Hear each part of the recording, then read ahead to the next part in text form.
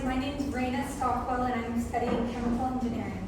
I'm Zara Masria, studying electrical engineering. I'm Tobias Shupp, and I'm studying computer science. And I'm Carol Wu, and I study biomedical engineering.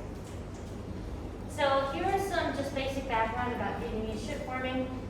So Vietnam is significant in the shrimp farming world because it is the third largest global shrimp supplier. It exports to 100 different countries and it supplies 13% of the global shrimp in the market. So, and that's unique because Vietnam is almost completely made up of small-scale shrimp farms. There are 30 shrimp farming provinces and about 720,000 hectares of shrimp farm area in Vietnam. Pretty much all of that is small-scale subsistence shrimp farming. And the rapid growth of small-scale pond areas and lack of production area planning in the past 50 years, which is about as long as shrimp farming has existed, it has drastically increased water pollution, deforestation, and spread of disease. So our ideal project outcome, having identified these problems, is to help farmers maintain steady income, so maintain their lifestyle they already have, by giving them some technology to diagnose and reduce problems in their pond, thereby reducing shrimp loss. The goal of our project is to get the perspective of shrimp farmers by having real conversations with them. We have interacted with shrimp farmers in 2 provinces. Prior to coming on this trip, we gave a Google form survey to 5 farmers. And while we've been here, we were able to visit 3 different shrimp farms and ask specific questions and gather 6 samples from different ponds. So in our conversations with the farmers, we were able to identify a few key points.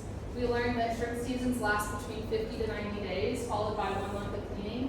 And typically there are 2 rounds of farming per year, and there are breaks in between for the rainy seasons. And a major change in water condition can kill shrimp, and that doesn't really allow farmers enough time to act on saving their yield. So we learned that they're currently looking at their farms based off of tradition and experience. So that typically happens by looking at the water and seeing if it's changing, and also observing the shrimp behavior.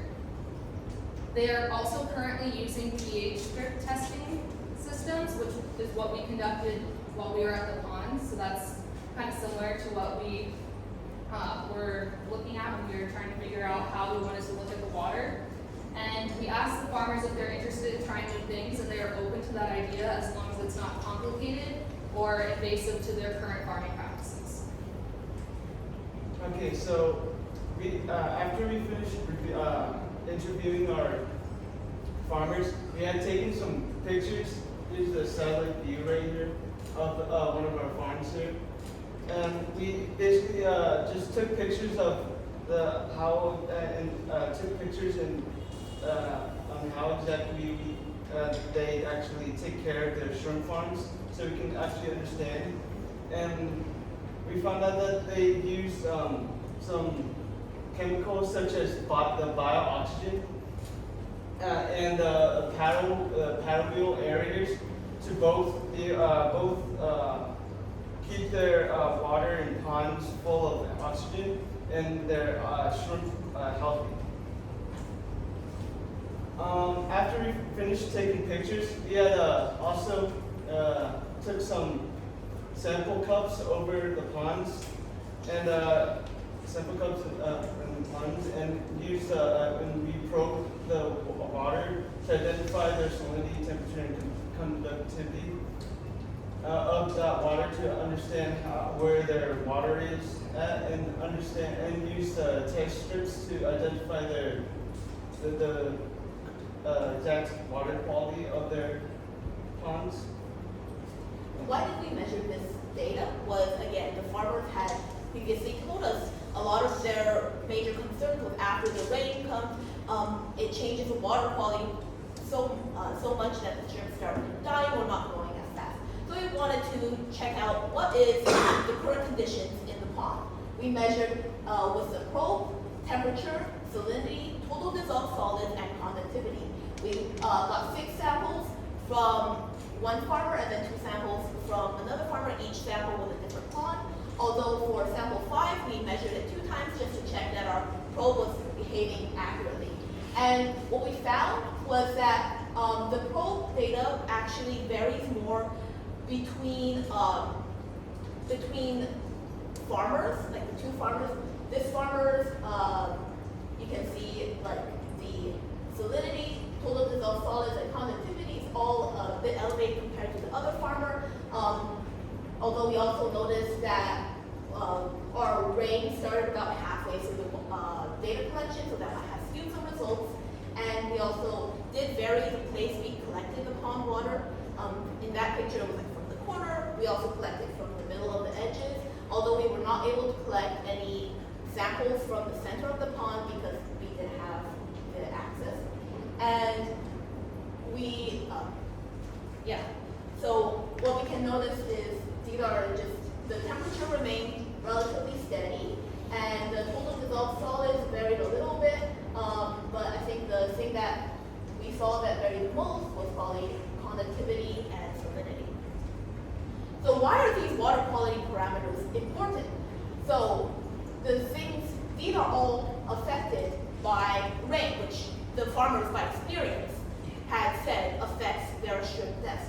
And from research, just based on some research papers, we also noticed that there are many recommended ranges for farming white leg shrimp, which is what these farmers have. Like usually the recommended range for temperature is around 28 to 32. When we measured, it was around 27 to 28, so around the right range. And the important parts I would like to highlight is the pH is on the low side from the measurements we took. We also found that the salinity was also on the low side. It was about 5.1 to 7.22 instead of 7 to 8.3. The hardness was much higher than the recommended range. The alkalinity was a bit lower than the recommended range. This varied the most with about 0 to 80, even though the recommended range is about 100. And then nitrite and nitrate we also measured, but we found those were not super significant. So why are these important? Again, these are affected by rain. So I think these water quality parameters may be what the details of the mechanisms behind shrimp deaths are. When we look at these water quality parameters and we see when they go into ranges that are not ideal, they do have an effect on the shrimp health, mainly stunting their growth rates and increasing their death rates. Calcium aids in making the shells of the shrimp stronger, but that also in turn increases the hardness of the water. And we also see that there's some ways that the farmers can act if they know the water is just not being right for their shrimp. Like they can add CaOH2, which is the limestone. They can add brine or salt solution if the salinity gets low. And they can add like gypsum or calcium chloride, the alkalinity as well. So these can all increase the levels that we saw were lower on our previous slide. Those levels are what would be diluted by rain. And again, they're very important for shrimp health. In conclusion, many issues that are facing current farmers today here in Vietnam, we're dealing with issues through disease within the shrimp, the oxygenation within the water, as well as the rapid weather changes between the dry and the wet seasons here in Vietnam, and then the financial barriers that are facing our local farmers. The current techniques that they're using right now, they're testing about every 2 to 3 days to ensure that the health of the pond is good. They're also using paddle aerators in order to bring oxygen into the water, and if that isn't enough, they also use the bio-oxygen that we mentioned before. They're also pumping water from different water sources when they notice that there is an issue with the ponds that they currently have. And when the issue becomes too large scale, they will call the local government of aquaculture in order to solve the problem better. In the future, we would like to be able to do more frequent testing than they're doing in order to take preventative measures for stopping the shrimp from dying before the drastic measures have to be taken. And we would like to help farmers be a little bit more efficient with the resources that they are using, because right now, by using the resources that they are depleting what they have currently here in Vietnam. So the design criteria we have identified, we've laid them out in this diagram here. So our final solution that we have settled on is an Internet of Things water quality monitor. We'll elaborate on that in a little bit. So our major criteria is broken up into accuracy, data management and transfer, a simple, easy to understand interface, affordability for the farmers, a fixed location in the pond to get consistent data, and durability. So for accuracy, it needs to measure pH, dissolved oxygen temperature, and salinity to at least a degree that the farmers are already measuring with the tools that they have, ideally much more.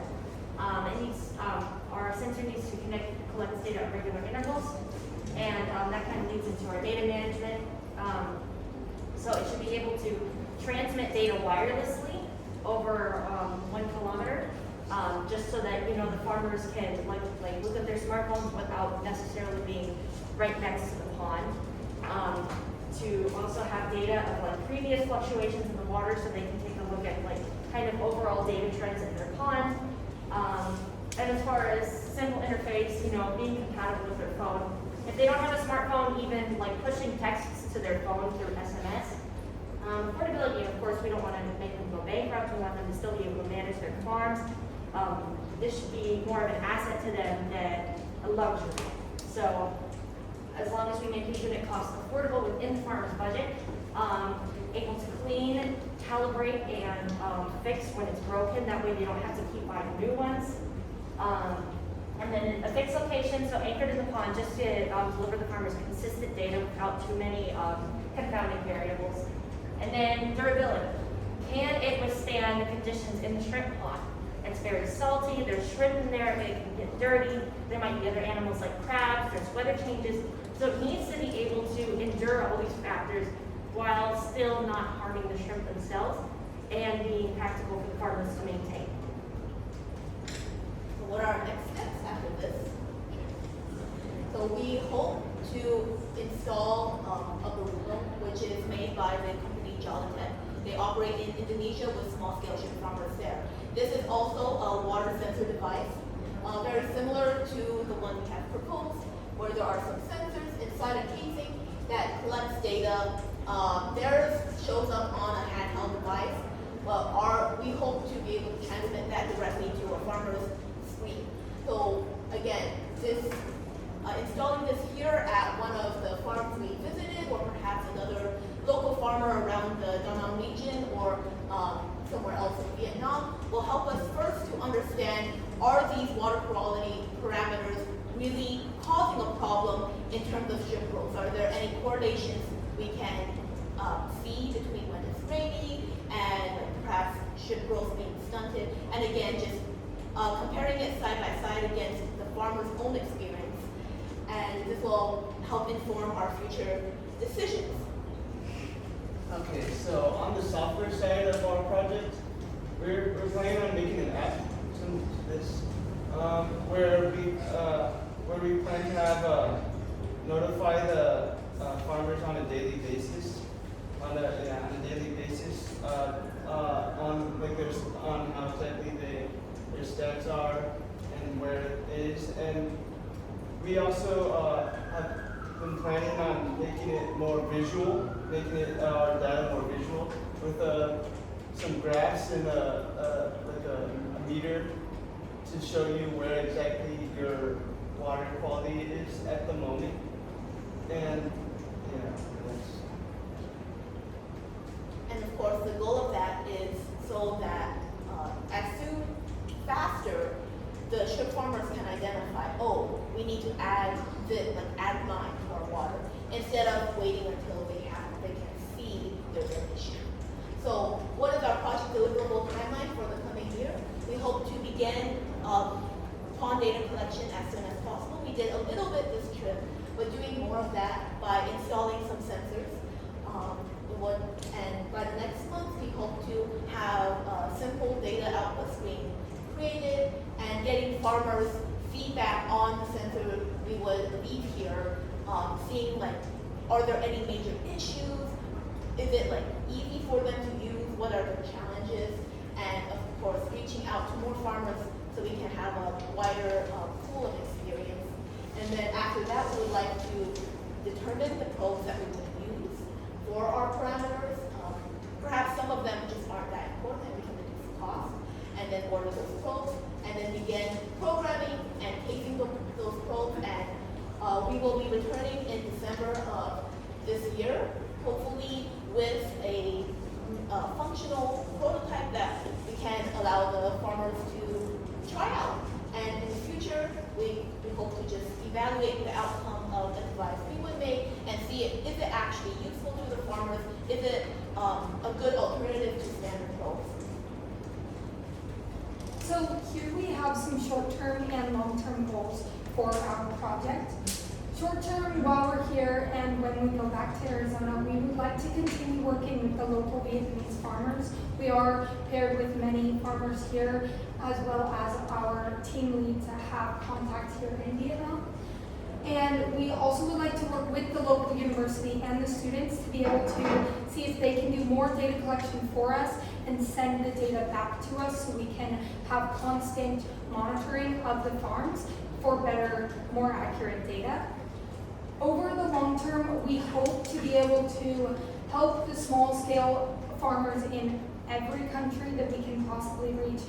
Here in Vietnam, it's not our only goal. We would like to be able to help many, many farmers all over the world, as well as collaborating with students, engineers, entrepreneurs, and anybody else that would be willing to help us in making this widely available when it comes to finances and just making this a possibility for every type of farmer. Thank you. Thank you.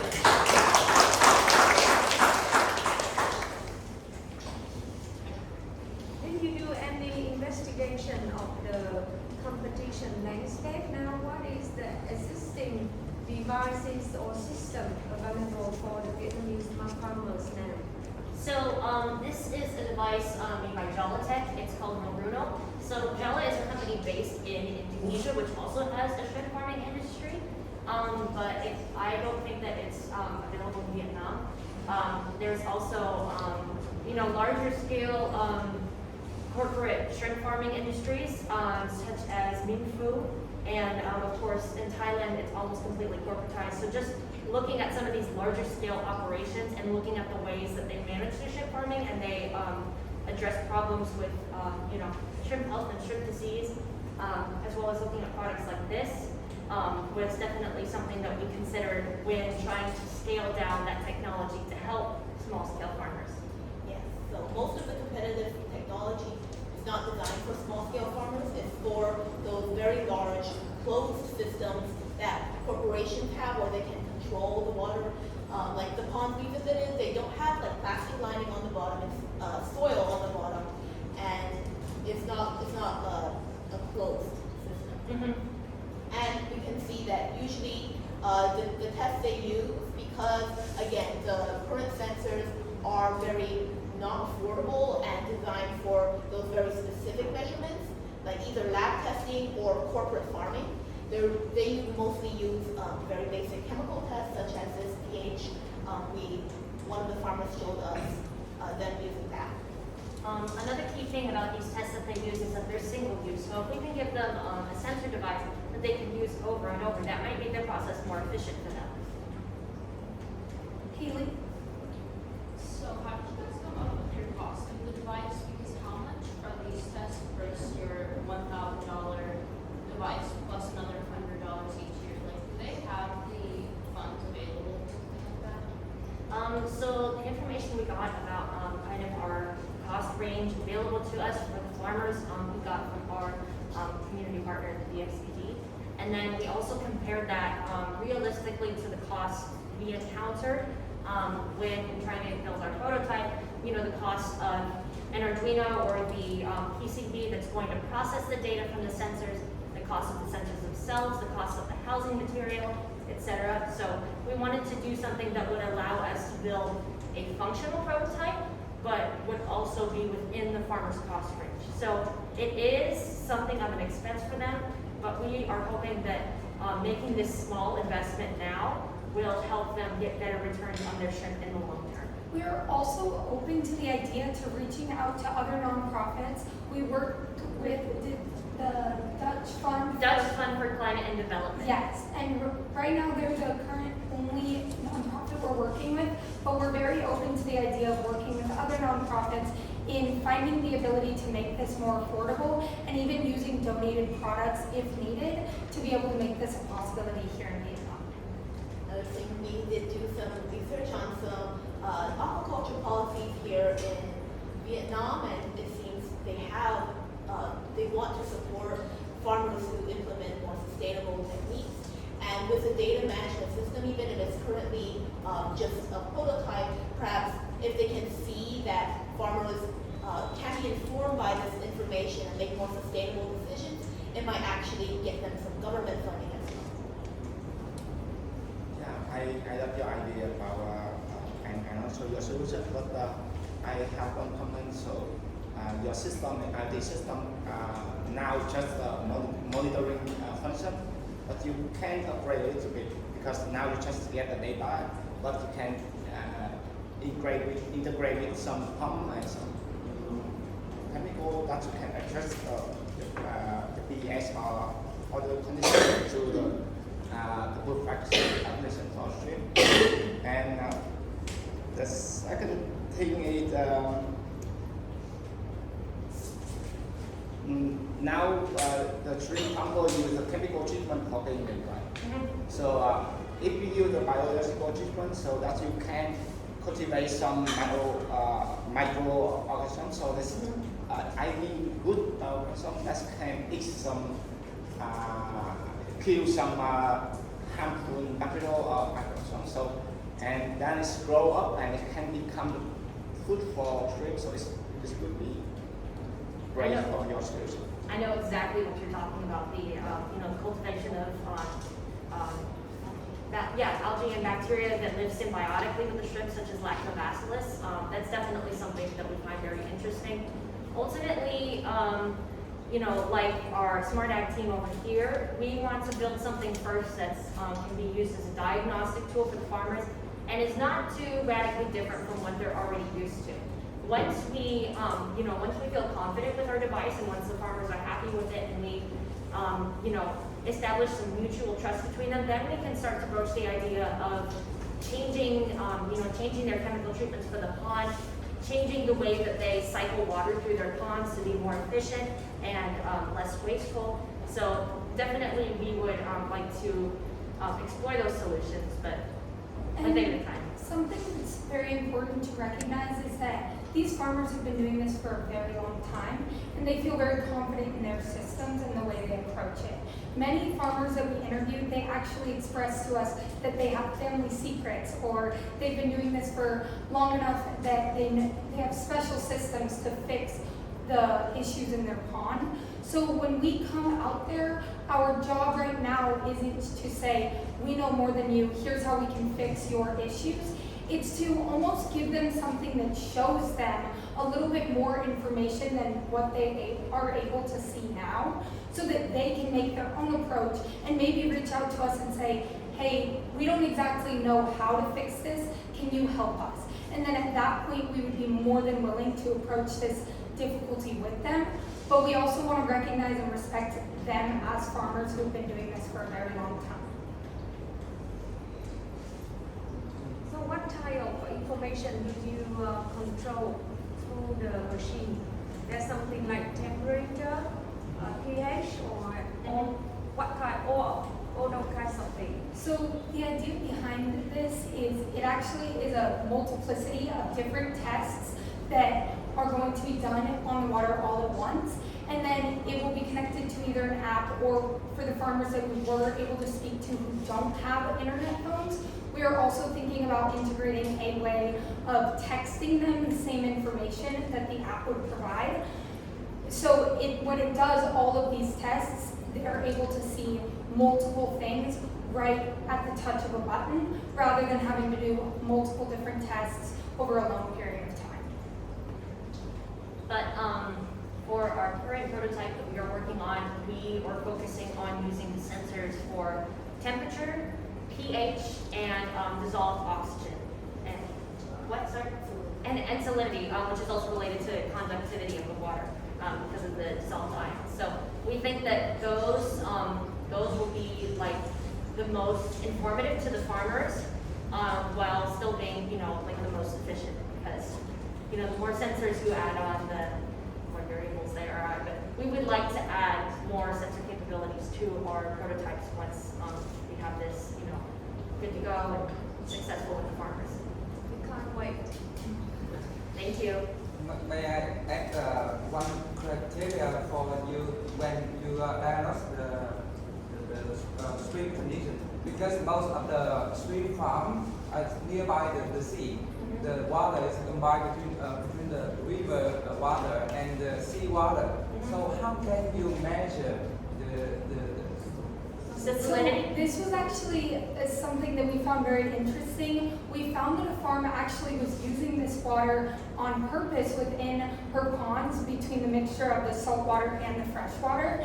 And we thought that that might cause problems in the ponds, but she said that this was something that she was regularly doing. So we don't have enough data right now to be able to say that it's harming the shrimp farms by doing that, but we are definitely interested in that topic because when interviewing that farmer, we did see that as something that was being done.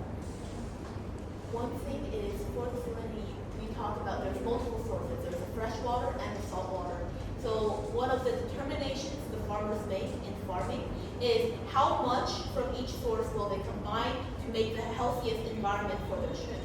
And what we notice is during the rainy season, the salinity is actually a little bit lower than what they want. So perhaps they have multiple seasons. Usually it's during the dry season, so it's 2 seasons. But these shrimp farmers that we talked to, they were kind of risking a 3rd season during the more rainy season. And so perhaps by having an IoT device and knowing, oh, this is how much the salinity is lower, they can actually maybe have more water coming in from the sea and less coming in from the river during this season when they fill up the pond. And again, these are all approaches they can take because it's already something they do, but usually they have to do it up front, like, okay, this is the salinity we want, but perhaps in different seasons there could be different salinity that they can initially put in so that when the rain comes, it will dilute it to the right value. So, back to the very first you said about your target that you want to reduce the stream loss for farmers. So that's the, you maximize the time for regenerating, right? So the time here is the gap for cleaning, right? So with the monitoring, you cannot do that's totally. So you have to find another way to reduce the gap time for cleaning. So that's my recommendation. You should have some solution to without any cleaning during pregnancy. I think that's something that we can leave up to the farmers because I think that they know a lot more about shrimp farming than we do. But yeah, definitely we'll explore options for them to optimize their farming productivity. One thing that is interesting that the farmers expressed to us was that this year in April, during the dry season, they got a lot of rain and it actually, for some of them, it actually ruined their shrimp crop for that season because things like climate change are causing more drastic and more irregular weather changes in Vietnam. So, when the seasons are more volatile like that, it definitely makes them have to rethink how they're producing and it might make them take risks that they weren't doing before. One more comment is, we know that our project only works on one tiny piece of the puzzle. So this is why we hope to collaborate more with the University VNUK and the other, our other friends here in Vietnam. And maybe we can each work on a separate part and come together to give the best product to our farmers. I just thinking about the new concept is auto cleaning system. So that's you do not need to do anything, and that's the stream can do it by yourself. So the pond is very broad. How many devices you set up in the pond? Because various place have a different yeah. So how many devices you can put in to collect the data to make sure that the data is more accurate? This is a great question and one we can consider. So for our deliverable, our first timeline, we're probably only going to install a few devices at a few different farms. And the first thing we want to see is how much do these water quality parameters vary from pond to pond to pond in like a shrimp farm. Because if it doesn't vary that much, we might be able to take just 1 or 2 devices, like maybe if they have 10 ponds, if we just measure 1 or 2, maybe it's representative of all of them because it's the same farmer making the decision. And the pond size, you can see like there are some variations, but the bigger ponds are generally around the same size. So maybe we can average it out. Like the rain usually falls pretty consistently. It's not like, oh, it only rains on one pond. And so like we hope that we won't need to install more than like 2 or 3 devices on any pond because these devices can get expensive. But that's why we want to first start collecting some data so that we can actually do analysis of how many we would need to install. So the device can use the electronic or somehow the battery, because when you put the device in the water, so how can the power to make the device survive? So I know the picture is blurry, but actually let me see if I can find a better picture. Okay, so a lot of these farms around the pond, there's already wires because they run these aerators, the aerators to add more oxygen into the water. So the wiring is already installed around pretty much every pond. And so I think we are hoping that maybe we can just have it be wire connection. But if our first prototype has to be battery, we're open to that. But again, this is not an ultimate solution. This is just helping us along the process. Any other questions? I have only one suggestion. I think this research you focus on analyzing the chemical factor only, and your solution also use the chemical or some IT device. So I hope that in the next step you will consider about the bio condition or bio factor content of the shrimp, and also you can make some solution related to the bio.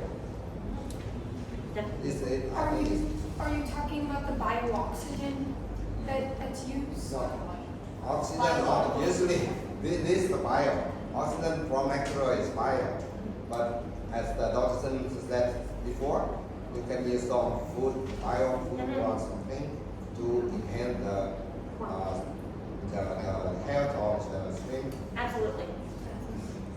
And when you do the treatment of the water, some bio material or some bio product, it will get better for, because now is the age of the green. So if we use chemical, it's not good for, it's good for this time. You can treat the water this time, but it can make the pollution for the water source. Absolutely, and that's something that we wanted to, that's something we actually measured, is that the total hardness, because they add so much lime, it's very hard, it's a bit too hard for the shrimp, which can actually cause molting problems, and it's very hard to fix those problems. So we completely agree that these short-term solutions that farmers are using could definitely be made more sustainable. But I think by getting the data first, we can really show farmers, oh, this is what happens when you use so many chemicals. And maybe they'll be more willing, more open to adopting new technologies like biotechnology because they realize, oh, okay, so we're making profit right now, but maybe in the future we won't. And that will encourage them to go faster towards better technology.